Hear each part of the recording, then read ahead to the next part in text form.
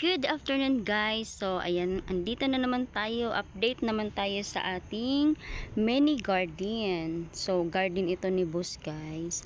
Ayan, nakakalungkot yung nangyari. Tingnan nyo naman guys yung nangyari sa ating ampalaya. Nahinog siya pero hindi ko alam kung anong nangyari sa kanya. Ayan, meron siyang mga kagat-kagat ba na mga insekto. Yan, ilapit ko sa inyo guys ha. Yan. Tingnan nyo siya guys, nag-yellow talaga siya. At sayang talaga. Pero yung iba naman is napakinabangan din namin at nagugulay na namin. Naluluto na namin. Tsaka yung iba naman is ayan. Marami na talagang ano guys, bunga. Ayan. Pero meron na naman siyang ayan, kagat-kagat ng mga mga insekto na maliit. And then update ko din kayo syempre sa ating pipino.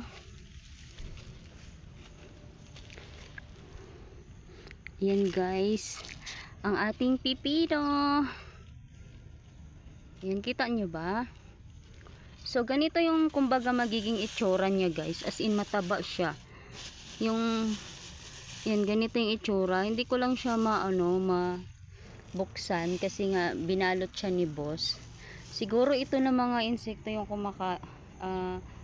tawag nito. Ito siya parang ayan, yan siguro na insekto guys, yung orange na yan. Tingnan nyo naman guys, kung makikita nyo yung ampalaya, nakakaawa. Kahit maliit pa lang siya, tingnan nyo naman. O diba? Maganda to pag marami na siyang bunga din tuloy-tuloy. Yun nga yung nangyari, maraming bunga tuloy-tuloy. Kaso nga din, sabay-sabay naman silang kinakain ng mga insekto na maliliit. Tingnan nyo, nagbutas-butas siya. And then yung iba, kahit nilagay na ni boss sa cellophane, ay nagdidilaw siya, naghihinog siya. And then marami pa naman siyang guys, tawag nito, maraming bulaklak, ayan, which is mamumunga pa talaga siya. Ayan, meron pa dito. Ayan, update ko sa inyo guys, kasi alam nyo ba, napapansin ko sa aking nung pag-harvest ko ng sili. Ayan, last month is ni-flex ko ito yung mga iba't ibang tanim nila boss dito sa kanilang harap ng bahay. And then nung kailan lang, last week, nung vlog ako ng pag-harvest ko ng sili, nakakatawa kasi merong nag-comment doon na more pa daw, more update sa aking mga, hindi sa tanim nila boss, I mean. Ayan, nakakatawa guys. Ito malaki na siya, yung mini ay giant saging. Ayan, ito siya guys, siya, mani siya.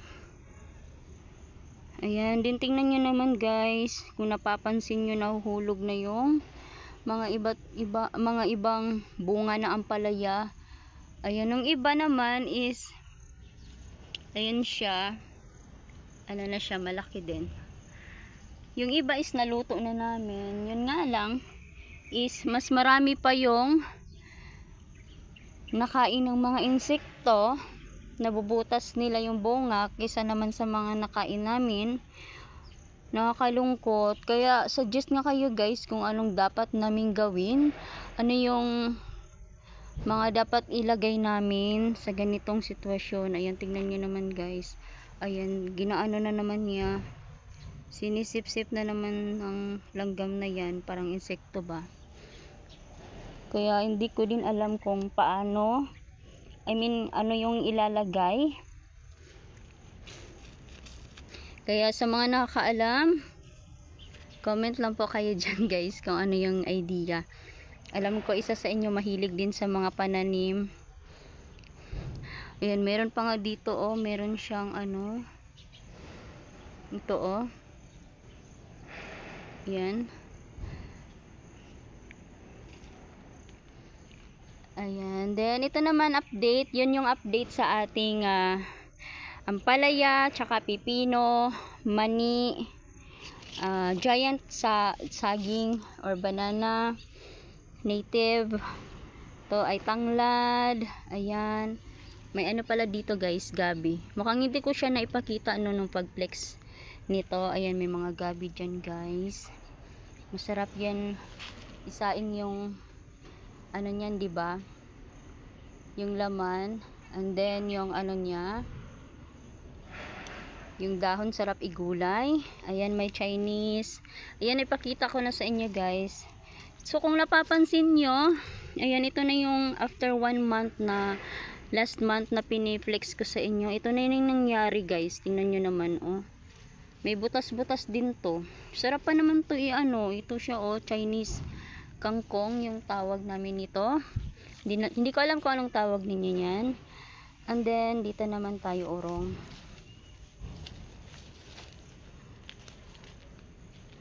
Dito tayo sa giant. Ito na yung update ng ating atsal. Kinuha ko na yung mga bunga guys. Ayan, may mini sili tayo dito. Ayan, as you can see naman guys, may butas din at nahinog na yung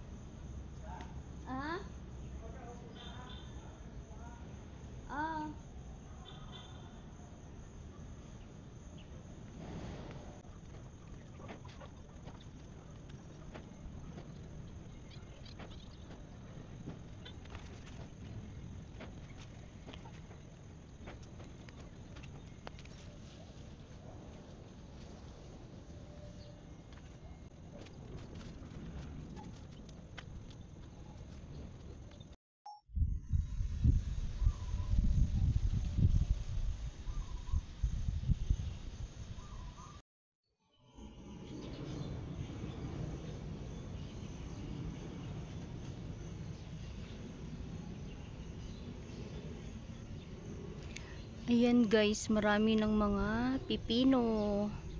Iba yung kulay ng pipino na to. Meron siyang pagkadilaw. Marami ng bulaklak guys. Kaso nga kinakagat siya ng mga ganito oh. Mga shells. Parang shells